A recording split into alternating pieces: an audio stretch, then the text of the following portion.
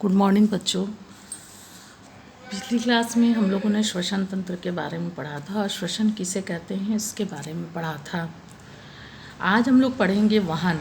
मानव में वहन जो है हमारे शरीर में, वहन में हम लोग मानव हृदय की संरचना और उसमें जो कार्य, किस तरह से कार्य होता है, इसके बारे में पढ़ेंगे।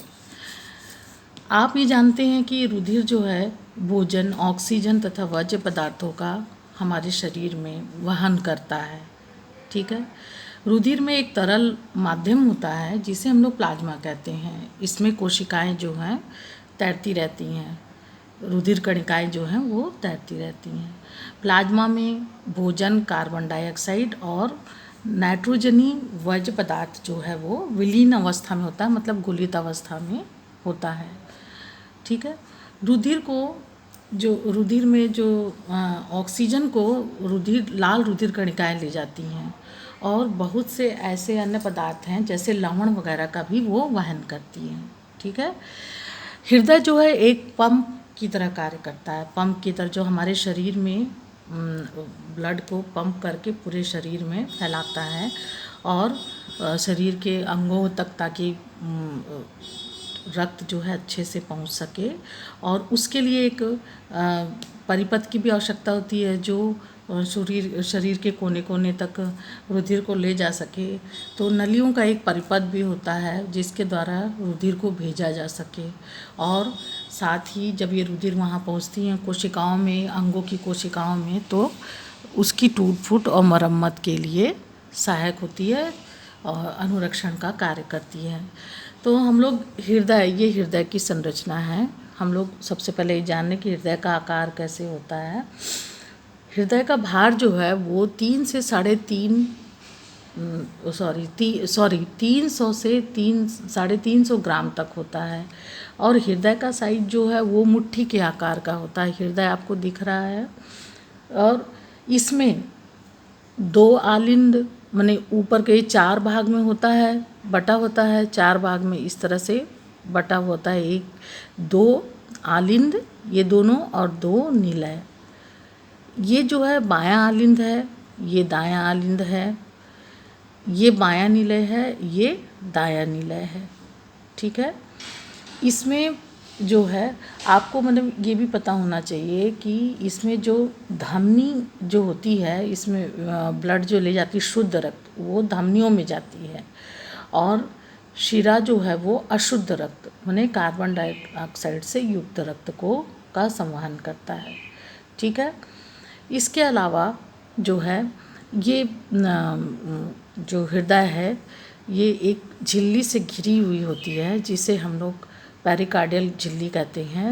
हृदय और पेरिकार्डियल झिल्ली के बीच में एक द्रव होता है जिसे हम लोग पेरिकार्डियल द्रव कहते हैं, जिससे हृदय को जो वो आघात से सुरक्षित करता है और हृदय की सुरक्षा रखता है। ठीक है। इसके अलावा देखिए जो हृदय में ब्लड का सर्कुलेशन कैसे होता है। जैसे हम लोग पिछली बार पढ़े थे कि श्वसन तंत्र में, कि श्वसन में फेफड़ों में जो श्वास नली है आगे जा कर के फेफड़े के अंदर जाके श्वसनिकाओं में पड़ जाती है। और ये जो श्वसनिकाएं हैं ये बाद में कूपिकाओं में लास्ट में बदल जाती है। ठीक है।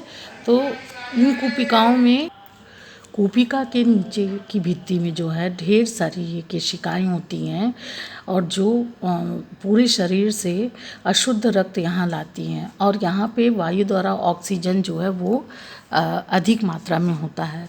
तो ऑक्सीजन का जो है यहाँ विसरण जो है वो कुछ केशिकाओं में हो जाता है और यहाँ से फिर ये जो है नसों द्वारा, धमनियों, फुसफुस शिराओं के द्वारा फिर ये यहाँ आ जाता है। कहाँ पे? बाएं आलिंद में। फिर बाएं आलिंद से यहाँ पे जब बायां आलिंद सिकुड़ता है तो बायां निलय फैलता है और रुधिर जो है सीधे फिर बाएं नीले में आ जाता है।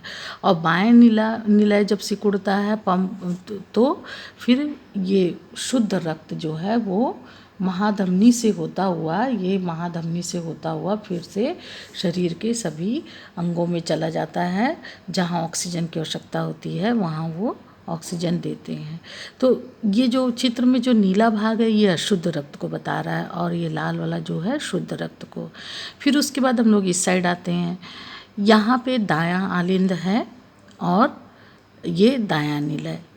शरीर के ऊपरी भाग से सारा अशुद्ध रक्त जो है वो दाहिने आलिंद में आता है, और शरीर के निचले भाग से अशुद्ध रक्त जो है वो यहाँ से भी महाशिरा द्वारा निचले भाग से दाएं आलिंद में आता है।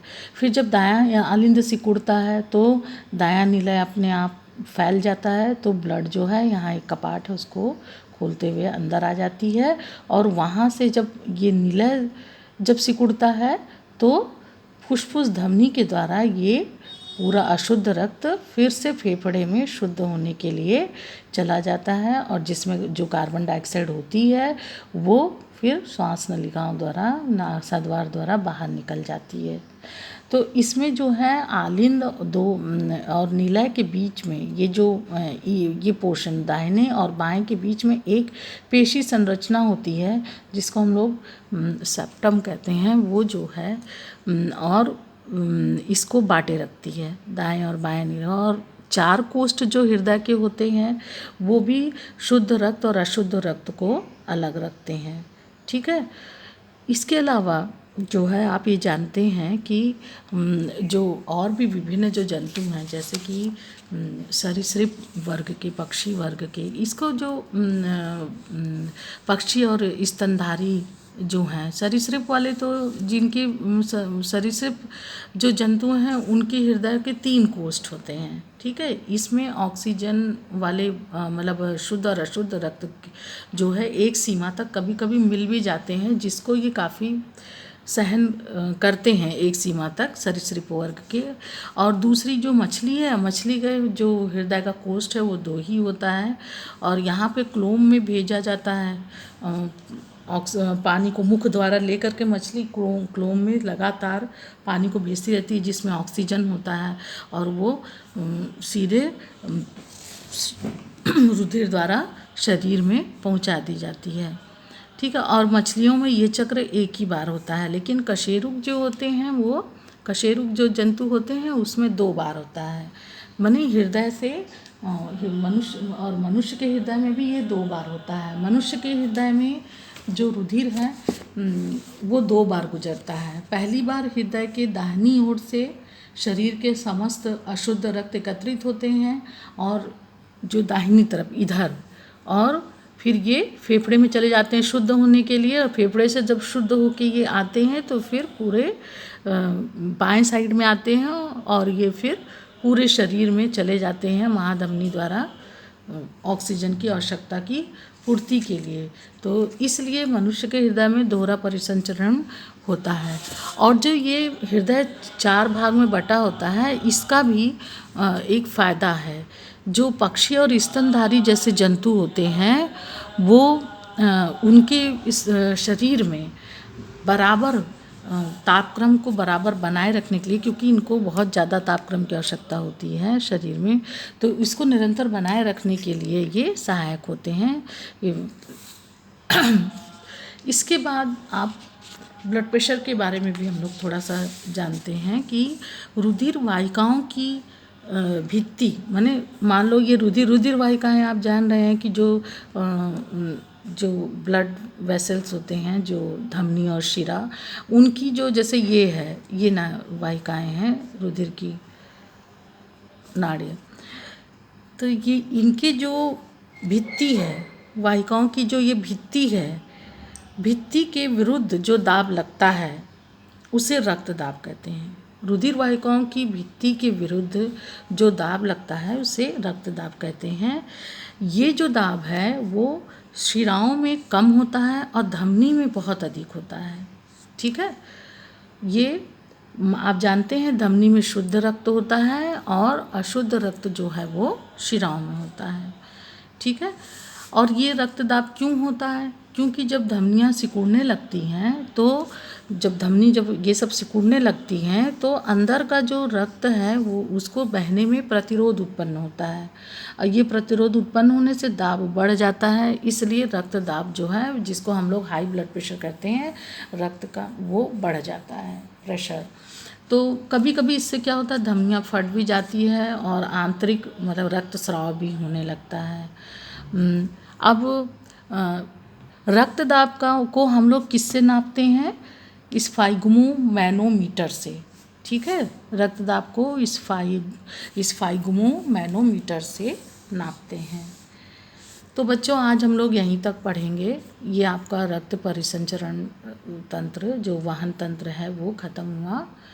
आप लोग इसका नोट्स बनाइए, वीडियो सुनिए और उसके बाद फिर मैं इसमें प्रश्न दूंगी आपको। ठीक है बच्चों, ओके।